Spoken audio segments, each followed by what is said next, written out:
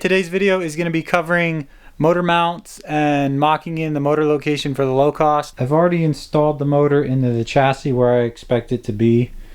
So the three main things you got to look at when you're installing an engine in a chassis is you need the forward, the front to rear position, you need the angle of the motor, and any rotation you're going to have in the motor, like a plane across the top. So most engines are going to be mounted on center line, so I have a center mark here, and that center mark corresponds to the center line of the casting for the transmission. So I know that this portion's in center. Tail shaft of the transmission is, I'm able to measure from that post to the center.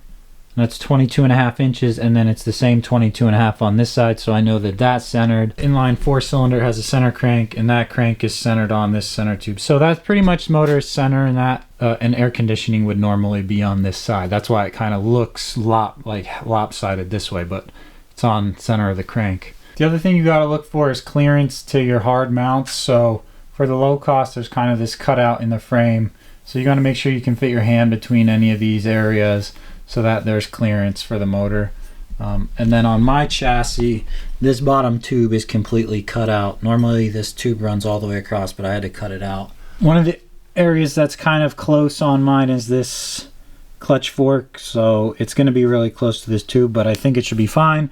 If it's got an issue, I'll clearance this tube a little bit, or the clutch fork if I have to. The frame mount on the Locost is pretty straightforward. It's just another square tube that runs from this bulkhead, and it ties into the frame somewhere around this lower control arm mount. It'll be square cut and then kind of wherever it lands. Tube down here, lined it up, and I transposed an angle on here from this. So I'm gonna go trim this up to length.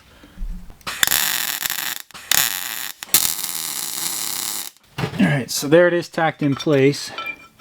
So here's the frame plate that I made.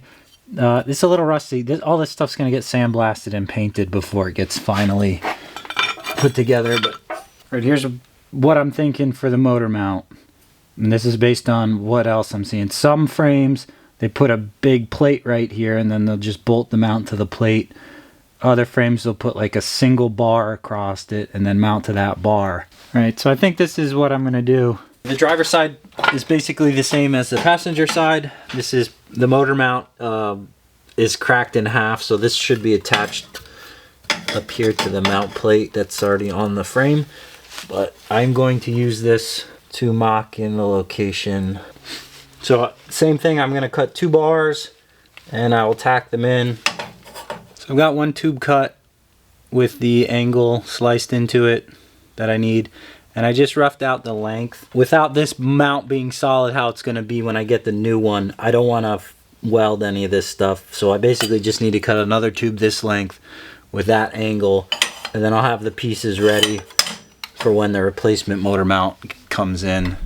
Alright, had a really fast turnaround time on parts. I ordered these yesterday afternoon and they come in sometime today. They were sitting on my workbench, so swap these out. And what this does is if the motor mount breaks, this steel edge on this catches the steel edge on this, so the motor doesn't fall out of the car. You still have material there holding it in. And then these holes go down. And then these bars that I cut will mount just like this.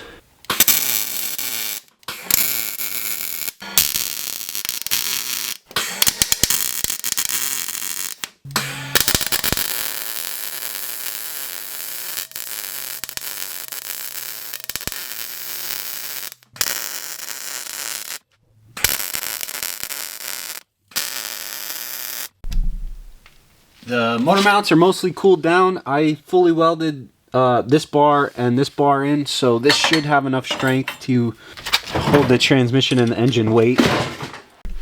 Driver's side's a little bit harder to show. This is the side that I have the floor jack on.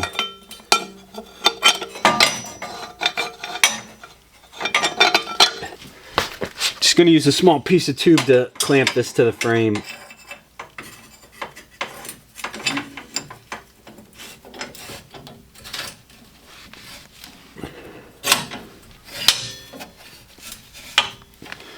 I'll do the same thing on the other side. So this will be a major milestone here. I've been waiting to put this engine in the car chassis for a while. I wanted to do it last March, a long time coming.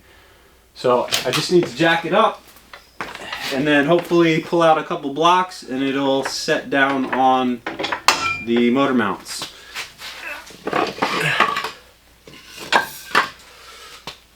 Oh.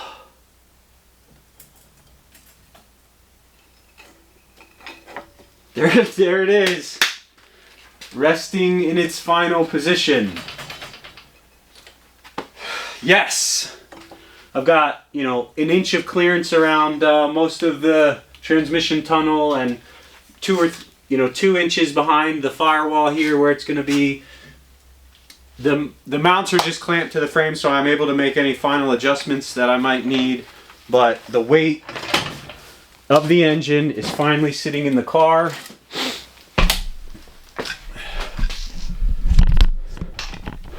So looking across the front, it looks pretty level. It might need to tip just a hair that way.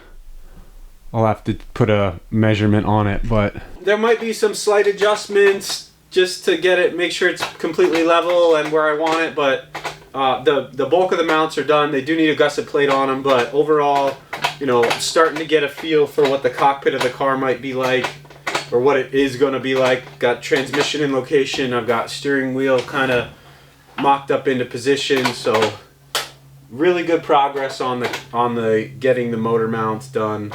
Now that I know that that's going to work, I'll continue working on the transmission tunnel. Thanks for checking out the car. If you like it, please subscribe. I'm basically building this whole car and documenting it on YouTube.